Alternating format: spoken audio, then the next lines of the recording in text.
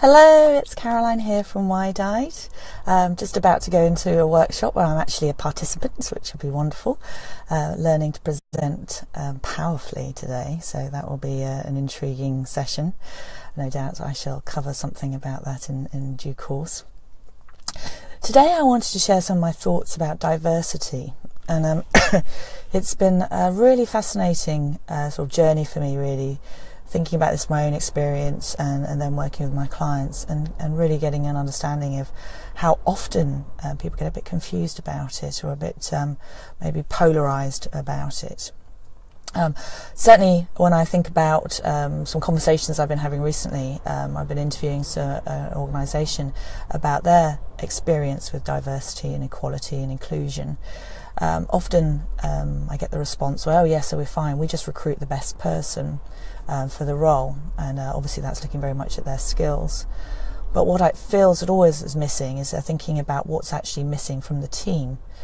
So it's really interesting, often they've been talking a lot about an individualistic culture because they're trying to get the best people, they're not always trying to create the best team.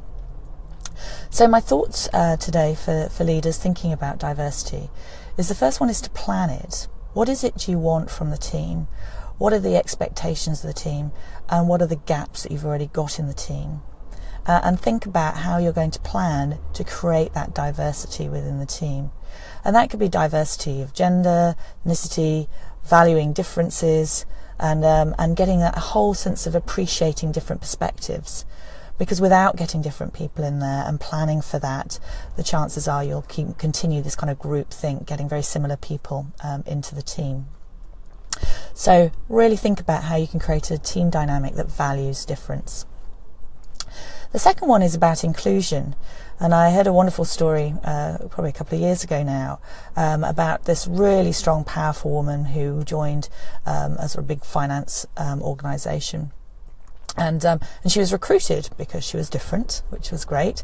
Very, very capable woman who had a lot of experience, but she was also going to bring her own perspective and different experiences to the experience. And I remember the conversation she had with her leader, which was 6 months later, that he was very disappointed with her. Because after those 6 months, she'd become part of the team. She started to dress like them, obviously in a sort of female form, and she started to say very similar things. And what he'd forgotten was his role of ensuring that she was included and heard meant that actually, in order to fit in, that she started to just emulate and copy the behaviours of the rest of the team. So really think about your role of including and making sure that person feels that they're able to be heard and can behave differently. It takes a really strong person to sort of be comfortable standing out all the time. And then the third one is that really linking to that sense of tokenism. If you're only going to have one person in a group of 8 that's different, then you're going to make it really tough for that individual. But also it does smack of a bit of a sort of insincere attempt at diversity. Ensure that you have a different ranging perspectives, and that you don't have sort of 90% of the team all behaving or having similar thoughts, and then a very small percentage of the team maybe having a different perspective. Encourage a more challenging alternative perspective.